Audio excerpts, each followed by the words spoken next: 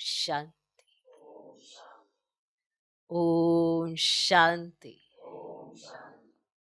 आज की तारीख है 18 मार्च 2024।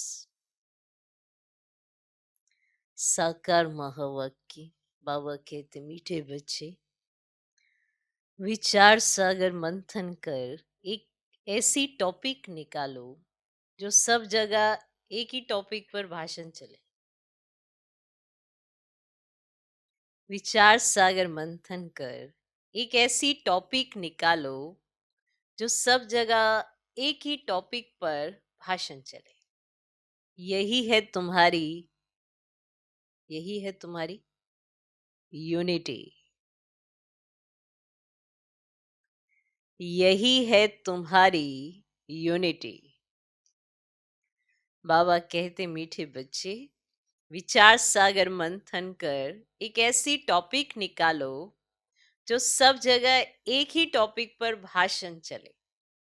यही है तुम्हारी यूनिटी। आज का प्रश्न, कौन सी मेहनत करते करते तुम बच्चे पास विद ऑनर हो सकते हो? कौन सी मेहनत करते करते तुम बच्चे पास विद ऑनर हो सकते हो? उत्तर, कर्म बंधन से अतीत बनो। कर्म बंधन से अतीत बनो।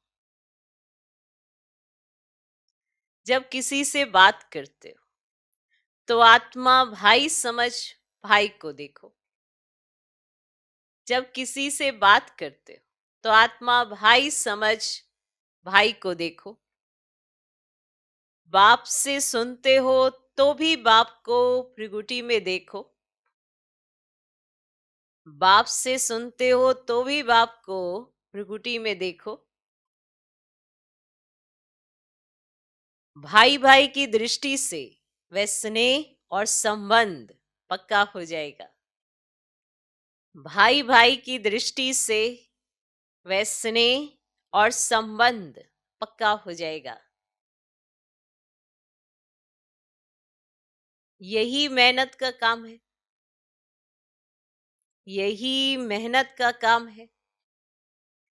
इससे ही पास विद ऑनर बनेंगे। इससे ही पास विद ऑनर बनेंगे। ऊंच पद पाने वाले बच्चे ये पुरुषार्थ अवश्य करेंगे।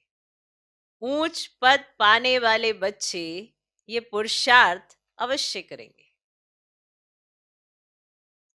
कौन सी मेहनत करते करते तुम बच्चे पास विद ऑनर हो सकते हो? उत्तर, कर्म बंधन से अतीत बनो।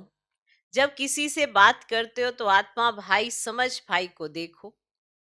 बाप से सुनते हो तो भी बाप को भृगुटी में देखो। भाई भाई की दृष्टि से वह स्नेह और संबंध पक्का हो जाएगा। यही मेहनत का काम है। इससे ही पास विद ऑनर बनेंगे। ऊंच पद पाने वाले बच्चे ये पुरुषार्थ अवश्य करेंगे। ओम शांति। मीठे मीठे बच्चों को समझाया गया है, यह है मृत्युलोक। उसकी भेंट में अमरलोक भी है। भक्ति मार्ग में दिखाते हैं शंकर ने पार्वती को अमर कथा सुनाई। अब अमरलोक में तो तुम जाते हो, शंकर तो कथा सुनाते नहीं। कथा सुनाने वाला ज्ञान सागर एक ही बाप है। शंकर कोई ज्ञान सागर नहीं। ये जो नॉलेज है वह अमर बनाती है। इससे आयु बड़ी होती है। वहां काल होता नहीं। यहां तुम 5 विकारों अथवा रावण पर जीत पाने से राम राज्य अथवा अमरलोक के मालिक बनते हो। मृत्युलोक में है रावण राज्य, अमरलोक में है राम राज्य। देवताओं को कभी काल नहीं खाता। वहां काल के जमघट होते नहीं। तो ये टॉपिक भी बहुत अच्छी है। मनुष्य काल पर विजय कैसे पा सकते हैं, ये टॉपिक भी अच्छी है। मनुष्य काल पर विजय कैसे पा सकते हैं, ये सारी ज्ञान की बातें। भारत अमर लोक था, कितनी बड़ी आयु थी। सर्प का मिसाल भी सत्युग के लिए है। एक खाल छोड़ दूसरी लेते हैं, तो इसको कहा जाता है बेहद का वैराग्य। जानते हैं सारी दुनिया का विनाश होने वाला है, ये पुराना शरीर भी छोड़ना है, ये 84 जन्मों की पुरानी खाल है। अमर लोक में ऐसे नहीं होता। वहां फिर समझते हैं अब शरीर बड़ा जर्जरी भूत हो गया है, इसे छोड़ नया शरीर लेंगे। वहां ऐसे नहीं समझते कि ये पुरानी खाल है। वहां ये जरूर समझते हैं कि शरीर बड़ा हो गया है, जर्जरी भूत हो गया है, इसे छोड़ नया शरीर लेंगे। फिर साक्षात्कार भी होता है। समझ को ही साक्षात्कार कहा जाता है। माना ये पॉइंट समझ में आता है और समझ में आने को ही साक्षात्कार कहा जाता है। अब बाबा रोज समझाते हैं तो रोज साक्षात्कार कराते हैं, पर मनुष्य समझते हैं कि वो भक्ति मार्ग का वो चमक दमक वाला वो साक्षात्कार ही साक्षात्कार है। पर बाबा तो रोज समझ देते हैं, तो रोज साक्षात्कार होता है, रोज समझ आती है। तो हमने समझा, साक्षात्कार हुआ, तो समझ को ही साक्षात्कार कहा जाता है। हमारी अब नई खाल तैयार हुई है, पुरानी को अब छोड़ना है। वहां भी ऐसे ही होता है। उनको कहा ही जाता है अमरलोक, जहां काल आता नहीं, आप ही समय पर शरीर छोड़ देते हैं। कछुए का मिसाल भी यहाँ का है। काम करके फिर अंतर्मुखी हो जाना है। इस समय की मिसाल फिर भक्ति मार्ग में कॉपी करते हैं, परंतु सिर्फ कहने मात्र, समझते कुछ भी नहीं। अभी तुम तो समझते हो, राखी उत्सव, दशहरा, दीपमाला, होली आदि सब इस समय के हैं, सब इस समय के हैं। जो भक्ति मार्ग में चले हैं तो ये बातें सतयुग में होती नहीं। ये ऐसी ऐसी टॉपिक लिखो, मनुष्य काल पर जीत कैसे पहन सकते हैं, मृत्यु लोक से अमर लोक में कैसे जा सकते हैं। ऐसी बातों पर समझाने के लिए पहले लिखना पड़ता है। जैसे नाटक की स्टोरी लिखते हैं ना, आज फलाना नाटक है, तुम्हारी भी पॉइंट्स की लिस्ट हो, तुम्हारी भी पॉइंट्स की लिस्ट हो। आज इस टॉपिक पर समझाया जाएगा रावण राज्य से देवी राज्य में कैसे जा सकते हैं, ये भी एक टॉपिक है। समझानी तो भले एक ही है, परंतु भिन्न भिन्न टॉपिक सुनने से खुशी होगी कि बेहद के बाप से बेहद का वर्षा कैसे मिलता है। जैसे सन्यासियों का अखबार में पढ़ता है, आज 125वां यज्ञ रचा है, उसमें ये सुनाएंगे। यहां तो बाप कहते मैं एक ही बार यज्ञ रचता हूं, जिसमें सारी पुरानी दुनिया स्वाहा हो जाती है। और वे तो बहुत यज्ञ रचते हैं, जुलूस आदि करते हैं। यहां तो तुम जानते हो ये रुद्र शिव बाबा का एक ही यज्ञ है, जिसमें सारी पुरानी दुनिया स्वाहा हो जाती है, नई दुनिया की स्थापना हो जाती है और तुम जाकर देवता बन जाते हो। ये भी बाप तुमको समझाते हैं। रचयिता बाप ही आकर अपना और रचना के आदि मध्य अंत का सारा नॉलेज देते हैं और राजयोग भी सिखाते हैं। सतयुग में है ही पवित्र देवताएं, वे राजाई भी करते हैं, उसको कहा जाता है आदि सनातन देवी देवता धर्म। तो ये भी टॉपिक रख सकते हो। कौन सी कौन सी कि आदि सनातन सत्युगी देवी देवता धर्म की स्थापना कैसे हो रही है, विश्व में शांति कैसे स्थापन होती है, आकर समझो। परम पिता परमात्मा के सिवाय विश्व में शांति स्थापन करने की राय और कोई दे नहीं सकते। राय देने वाले कोई प्राइज मिलती है। विश्व में शांति स्थापन करने की प्राइज कैसे और कौन देते हैं, ये भी टॉपिक है। कितनी सारी टॉपिक हो, सबका कनेक्शन रहेगा। ऐसी लिस्ट बनाकर पहले इशारा दे देना चाहिए, फिर समाचार दिल्ली में आना चाहिए, सबको मालूम पड़ जाए कि सब जगह ऐसा भाषण चला। इसको कहा जाता है यूनिटी। सारी दुनिया में डिसयूनिटी है। राम राज्य का गायन है, शेर गऊ इकट्ठा जल पीते हैं। त्रेता में ऐसा गायन है, तो सतयुग में क्या नहीं होगा। बाकी शास्त्रों में तो अनेक कथाएं लिख दी हैं। तुम तो बाप से एक ही कथा सुनते हो, दुनिया में ढेर कथाएं बनाते रहते हैं। द्वापर से लेकर कलयुग तक जो भी शास्त्रादि चलते हैं, वहां तो वह होते नहीं। भक्ति मार्ग की सब बातें पूरी हो जाती है। यहां तुम जो कुछ भी देखते हो वे सब है विल। उनको देखते हुए ना दिखो, सुनते हुए ना सुनो। अब जो बाप समझाते हैं वही बुद्धि में रखो।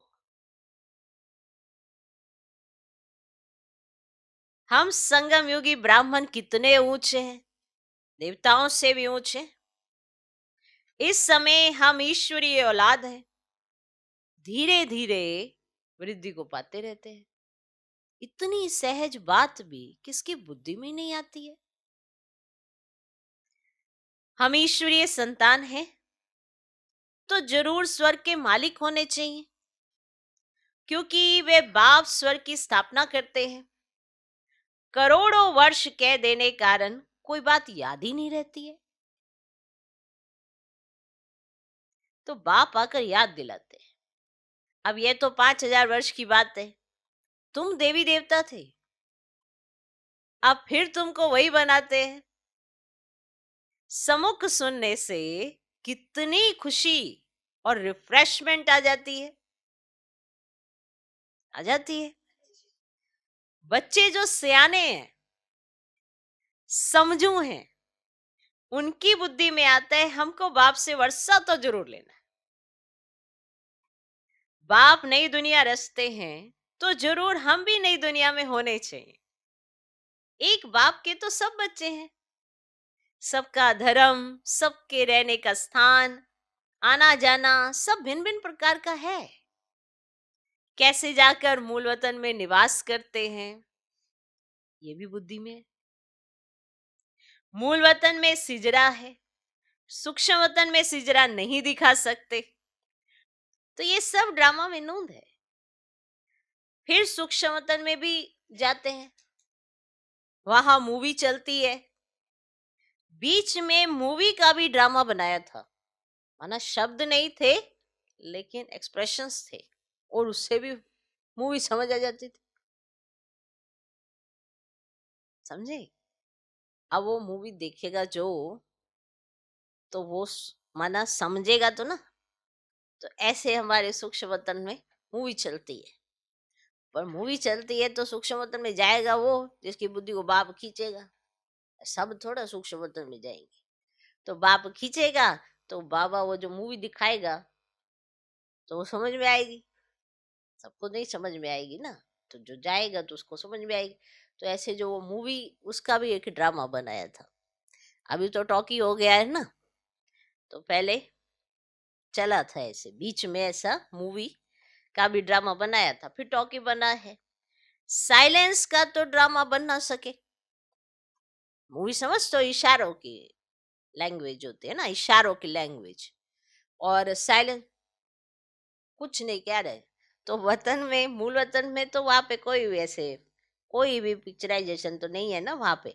तो जो सूक्ष्म वतन है वहां मूवी का ड्रामा चलता है, माना इशारों की भाषा।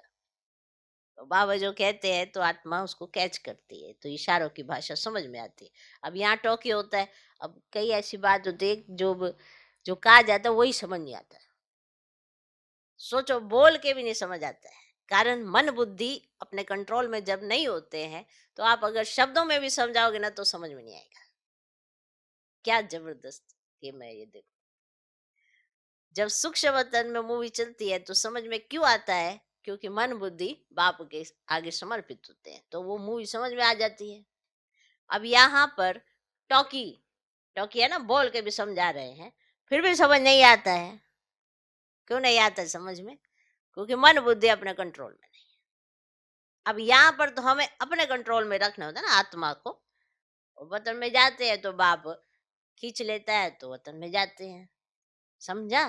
कहीं ऐसे पूछते हैं ना तो कहीं वहां पे ऐसे कैसे चलता है, कैसे समझ में आता है, तो बाबा खींचता है ना, तो तभी होता है ऐसे। सबको सबके साथ तो थोड़ा होता है कि जो इतने बैठे सबके साथ हो जाएगा। समझा? तो ऐसा बीच में ड्रामा बना, तो फिर बाबा कहते साइलेंस का तो कोई ड्रामा बन ना सके, सब ऐसे बैठे, है ना। साइलेंस का तो कोई ड्रामा बन ना सके। बच्चे जानते हैं हम साइलेंस में कैसे रहते हैं। जैसे वहां आत्माओं का सिजरा है, वैसे यहाँ मनुष्यों का है।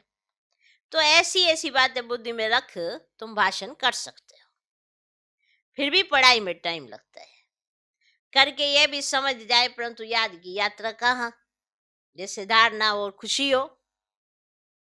अब याद की यात्रा होगी, समझ अच्छी होएगी, तब तो ऐसे बनेंगे ना। अब याद की यात्रा ही नहीं तो समझ अच्छी कैसे होएगी? अब समझ अच्छी हो जाए, उसके लिए याद की यात्रा बहुत जरूरी। तो बाबा के इशारे भी समझ में आएंगे। तो बाबा जैसे समझाता मुरली में, वो भी समझ में आएगा। वरना नहीं आएगा, वरना ऊपर से ही निकल जाएगा। क्योंकि मन बुद्धि तो है नहीं, वो तो बाहर भटक रहे हैं। तो चलो करके समझ भी जाए, परंतु याद की यात्रा कहाँ? तो जिससे धारणा और खुशी हो। अभी तुम यथार्थ रीति योग सीख रहे हो। बच्चों को समझाए, सबको भाई भाई देखो, सबको भाई भाई देखो। आत्मा का तख्त तो ये है, इसीलिए भागीरथ बाबा का सिंहासन भी मशहूर है। जब किसी को समझाते हो तो भी ऐसे समझो हम भाइयों को समझाते हैं। यही दृष्टि रहे। इसमें भी भारी मेहनत है। मेहनत से ही उच्च पद मिलता है। बाप भी ऐसे देखेंगे, और बाप की नजर भी भ्रुकुटी के बीच में जाएगी। कहाँ जाएगी? भ्रुकुटी के बीच में देखेंगे ना। अब आत्मा तो छोटी बिंदी है, सुनती भी वही है। तुम बाप को भी भ्रुकुटी के बीच में देखेंगे, देखेंगे। और बाबा भी यहाँ है, तो भाई भी यहाँ है। और भाई कौन? ब्रह्मा बाबा की आत्मा। शिव बाबा की आत्मा यहाँ है, और भाई की आत्मा माना ब्रह्मा बाबा की आत्मा भी यहाँ है। ऐसे बुद्धि में रहने से तुम भी जैसे ज्ञान सागर के बच्चे ज्ञान सागर बन जाते हो। तुम्हारे लिए तो बहुत सहज है। गृहस्थ व्यवहार में रहने वालों के लिए यह अवस्था जरा मुश्किल है। सुनकर घर चले जाते हैं। यहाँ रहते हो, तुम्हारे लिए तो सहज है। लेकिन अब जो गृहस्थ में रहते हैं, वो सुनते हैं तो फिर घर चले जाते हैं। वहां का वातावरण ही और है। जो घर का वातावरण होता है तो ऐसा तो नहीं मिलेगा। अब यहाँ तो बुद्धि बाप की याद में रह सकते हैं। जो समय है उसको सफल किया जा सकता है।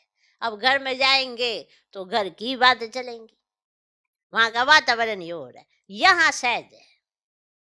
बाबा युक्ति बहुत सहज बताते हैं। अपने को आत्मा समझो और बाप को याद करो। तो यहाँ रहते ही अभ्यास करो। तो देखा गया अभ्यास बहुत कम है। एक दो में फंसते क्यों है? क्योंकि आत्मा नहीं समझते। तो यहाँ रहते आत्मा को देखो, आत्मा समझो। ये भी भाई है। इस दृष्टि से कर्म बंधन से अतीत हो जाएंगे। शरीर भी भूल जाता है, सिर्फ बाप ही याद रहती है। इसमें मेहनत करते रहेंगे तब पास भी दोनों होंगे। ऐसी अवस्था में बिरला ही कोई रहता है। विश्व का मालिक भी वही बनते हैं। 8 रत्नों की माला है ना, तो पुरुषार्थ करना है।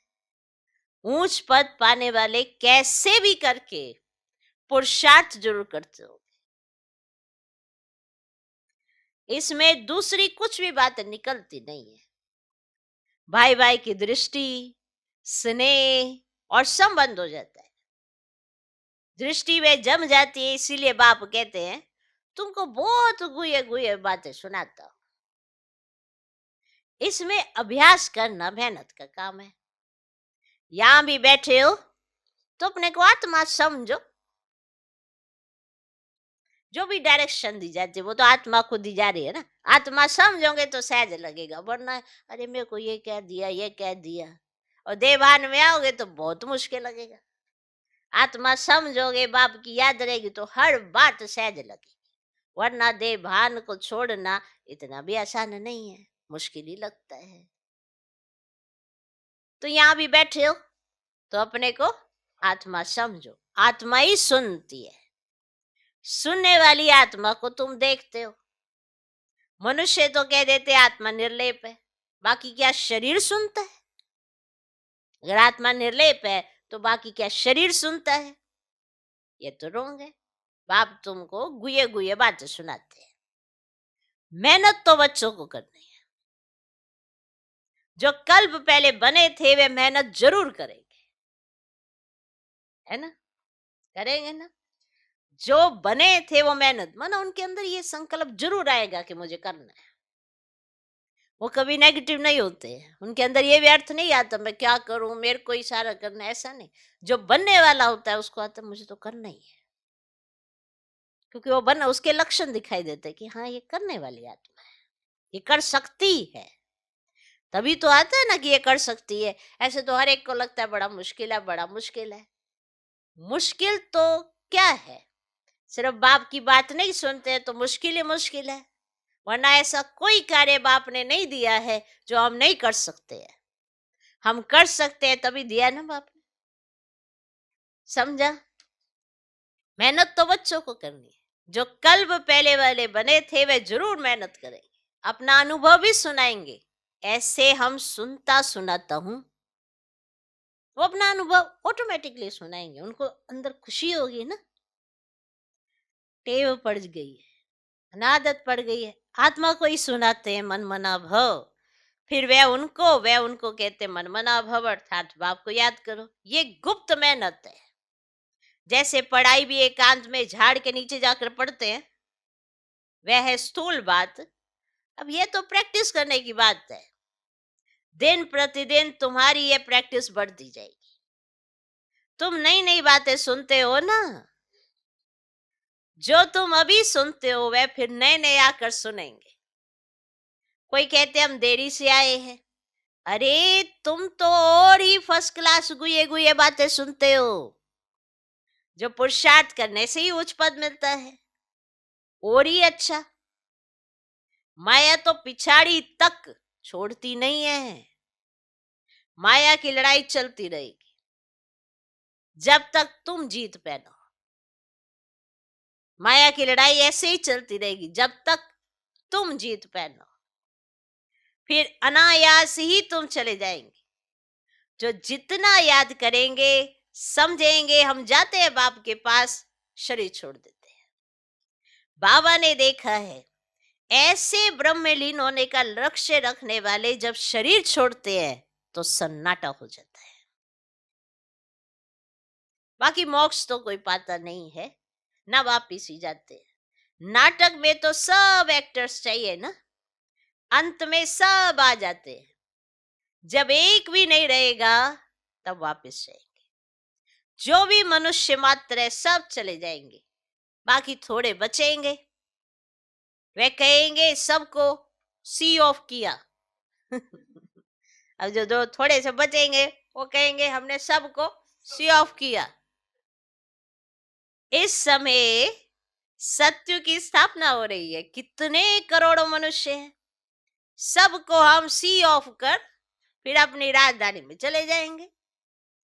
और वो लोग तो करके 40-50 को सी ऑफ करते होंगे, तुम कितनों को सी ऑफ करते हो? सभी आत्माएं मच्छरों सदृश से चली जाएंगी शांतिदा। तुम आए हो साथ ले जाने और सबको भेजने के लिए। तुम्हारी बातें ही वंडरफुल है, इतने करोड़ों मनुष्य जाएंगे, उनको सी ऑफ करेंगे, सब वापस मूल वतन में चले जाएंगे। ये भी तुम्हारी बुद्धि ही काम करती है। धीरे धीरे सिजरा बड़ा हो जाएगा, फिर रुंडमाला रुद्रमाला बन जाएगी। ये बात जो तुम्हारी बुद्धि में है कि रुद्रमाला रुंडमाला कैसे बनती है, तुम्हारे में भी जो विशाल बुद्धि है वही इस बात को समझ सकते हैं। अनेक प्रकार से बाप समझाते रहते हैं याद करने लिए। हम रुद्रमाला में जाकर रुंडमाला में आएंगे, फिर नंबरवार आते रहेंगे, कितनी बड़ी रुद्रमाला बनती है। इस ज्ञान को कोई भी नहीं जानते, शुरू से लेकर इस ज्ञान को कोई जानते नहीं। तुम संगम योगी ब्राह्मण ही जानते हो। इस संगम योग को याद करो तो सारी नॉलेज बुद्धि में आ जाएगी। और तुम हो लाइट हाउस, तुम हो लाइट हाउस, सबको ठिकाने पर लगाने वाले। तुम कैसे अच्छे लाइट हाउस बनते? ऐसी कोई बात नहीं जो तुमसे लागू ना होती हो। तुम सर्जन भी हो, सर्राफ भी हो, धोबी भी हो, सभी खूबियां तुम्हारे में आ जाती है। मानो धोबी भी बन गए, सर्जन भी बन गए, सभी खूबियां तुम में आ जाती है, महिमा तुम्हारी भी हो जाती है। परंतु नंबरवार पुरुषार्थ अनुसार जैसे जैसे कर्तव्य करते हो ऐसा ऐसा गायन होता है। बाप तो डायरेक्शन देते हैं, उस पर विचार करना, सेमिनार करना तुम बच्चों का काम है। बाबा कोई मना नहीं करते। अच्छा, बहुत सुनाने से क्या फायदा? और बाप कहते मन मना भव। बाबा तुम्हें कितना तरावटी माल खिलाते हैं। अच्छा, मीठे मीठे सिखिलदे बच्चों प्रति माता पिता बाप दादा का याद प्यार और गुड मॉर्निंग। रूहानी बाप की रूहानी बच्चों को नमस्ते। हम रूहानी बच्चों की भी रूहानी बाप को नमस्ते नमस्ते नमस्ते। Good morning good morning good morning. धारणा के लिए मुख्य सार पहला पॉइंट, सदा नशा रहे कि हम संगम योगी ब्राह्मण देवताओं से भी ऊंचे हैं, क्योंकि अभी हम ईश्वरीय औलाद हैं, हम मास्टर ज्ञान सागर हैं। सदा नशा रहे कि हम संगम योगी ब्राह्मण देवताओं से भी ऊंचे हैं, क्योंकि अभी हम ईश्वरीय औलाद हैं, हम मास्टर ज्ञान सागर हैं। सभी खूबियां इस समय हमारे में भर रही हैं। दूसरा पॉइंट, जो बाप समझाते हैं वही बुद्धि में रखना है, बाकी कुछ भी सुनते हुए ना सुनो, देखते हुए ना देखो। Hear no evil, see no evil. बाप जो समझाते हैं ना, जो बाप समझाते हैं वही बुद्धि में रखना है। देखो, जितनी भी समझानियां होती हैं वो हमारे कल्याण के लिए होती है, पर रखनी है नहीं रखनी है वो आपको पता पड़े। नंबरवार तो हम इसीलिए है ना। हर एक बच्चा अगर ये समझ जाए कि मेरे कल्याण के लिए ये समझानी है, बाबा मेरा कल्याण चाहता है, तो वो बहुत सहज रीति स्वीकार करेगा। और अगर नहीं, मुझे ही क्यों कहा, मुझे ऐसा क्यों कहा, उसको कहे ना, मेरे को ऐसा क्यों कहा, तो मन अपना कल्याण नहीं समझते ना। क्योंकि आत्मा के स्वभाव संस्कार तो बाप जानते हैं। हर एक समझते मेरा ऐसा स्वभाव संस्कार नहीं है, मेरा तो ऐसी सोच नहीं। पर जब बाप देख रहे हैं, कुछ समय के बाद जब आप देखते हैं तो आपके वही स्वभाव संस्कार सामने आते हैं। अब मेहनत लगेगी। एक एक खड्डा दिख रहा है बाप को, आपको नहीं दिख रहा है, तो बाप बच्चे ध्यान से चलना, सावधान। बाप को क्या पता, चल तो मैं रहा हूं, खड्डा तो है ही नहीं। बाप ऊपर से देख रहा है तो ऊपर से ज्यादा अच्छे से दिखेगा या आपको अच्छे से दिखेगा। अब यही हम गलती करते हैं। हम समझते हैं हमें क्यों कहा, हमको तो चलना आता है, हम तो ठीक चल रहे हैं, हमने तो कुछ ऐसा किया ही नहीं। और जैसे ही हमारा मन बुद्धि इधर उधर भटका, खड्डे के अंदर गए। फिर ये नहीं सोचते कि बाप ने हमें समझाया था, फिर सोचते बस मेरा ध्यान इधर उधर चला गया तो ऐसा हुआ। बाबा तो पता नहीं पहले ही कह रहा था, 1 साल पहले, और मेरे साथ तो हुआ ही नहीं था। पर धीरे धीरे मैंने अपनी बुद्धि ऐसे ऐसे कर ली, ऐसे ऐसे कर ली। स्वीकार नहीं करेंगे कि भगवान आपको एडवांस में समझाता है, पहले से समझाता है, हर चीज के लिए पहले ही समझाता है। वो अलग बात है कि आप उसको फिर वो देते हो कि नहीं देते हो, कि हाँ बाबा मुझे संभालता है। कितना प्यार आपका बढ़ता है, कितना कम होता है, ये आपको खुद देखना है।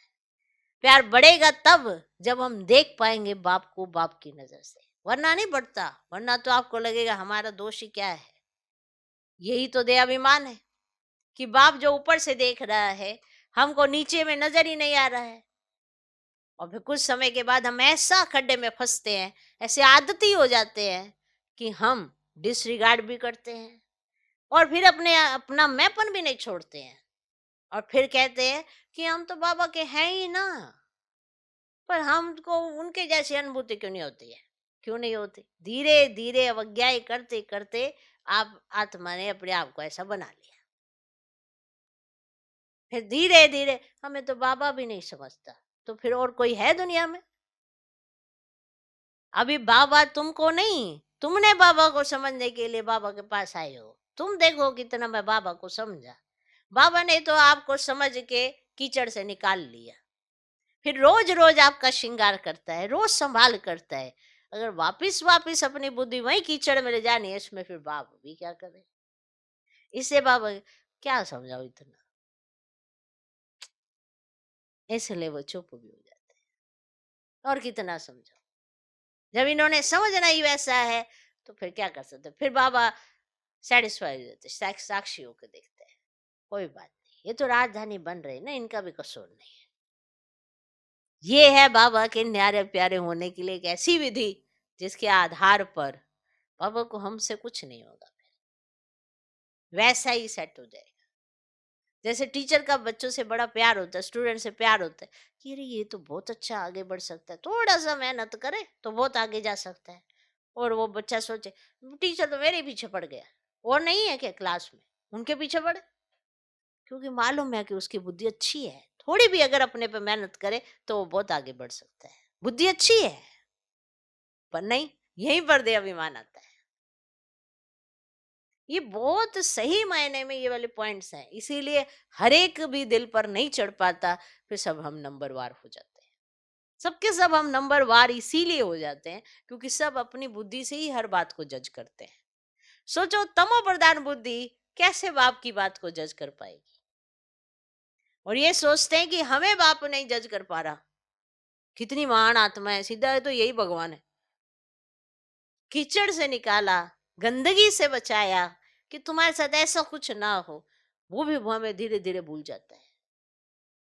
हम भूल जाते हैं कि बाप ने हमें कहाँ से निकाला, कहाँ से बचाया। फिर अपने आप को चतुर सुजान समझ के बड़ी बड़ी बड़ी बातें अपने आप में ही करते रहते हैं। देखना, टटोल के देखना जरा, देखना, इसीलिए बाप को कहना पड़ता है। और क्या सुनाए, कितना सुनाए। तो जो बाप समझाते हैं ना, वही बुद्धि में रखना है। बाकी कुछ भी सुनते हुए ना सुनो, देखते हुए ना देखो। Hear no evil, see no evil. आज का वरदान, ईश्वरीय सेवा द्वारा वैरायटी मेवा प्राप्त करने वाले अधिकारी आत्मा भव। ईश्वरीय सेवा द्वारा वैरायटी मेवा प्राप्त करने वाले अधिकारी आत्मा भव। कहा जाता है करो सेवा तो मिले मेवा, करो सेवा तो मिले मेवा। ईश्वरीय ज्ञान देना ही ईश्वरीय सेवा है। जो ये सेवा करते हैं उन्हें अतीन्द्रिय सुख का, शक्तियों का, खुशी का वैरायटी मेवा मिलता है, उन्हें अंदरूनी अनुभूति होती है। आप ब्राह्मण ही इसके अधिकारी हो, क्योंकि आपका काम ही है ईश्वरीय पढ़ाई पढ़ना और पढ़ाना, जिससे ईश्वर के बन जाएं। तो ऐसी ईश्वरीय सेवा करने से ईश्वरीय फल के अधिकारी बन गए। इसी नशे में रहो। आज का स्लोगन। बाप के साथ रहकर कर्म करो तो डबल लाइट रहेंगे। माना डबल लाइट, इतना हल्कापन, कर्म का बोझ नहीं आएगा आपके ऊपर, क्योंकि आप बाबा के साथ रहकर कर्म करते हैं। हर कर्म अगर बाप की याद में हो तो वो तो सुकर्म बन जाता है, पर हर कर्म बाप की याद में नहीं होता, इसीलिए भी कर्म बनता है। इसीलिए हल्कापन महसूस नहीं करते। वरना अगर बाप की याद होगी हर कर्म में तो लाइटनेस बहुत होगी हर बात में। आप खुद हल्कापन फील करेंगे, कर्मों को भी हल्का महसूस करेंगे, कोई बोझा सा नहीं होगा। वरना भारीपन बहुत होता है, और ये भारीपन निशानी है देह अभिमान की। और जहां बाप का साथ है वहां हल्कापन है, ये निशानी है कि आप बाप के साथ रहते हो। तो बाप के साथ रहकर कर्म करो तो डबल लाइट रहेंगे। ओम शांति।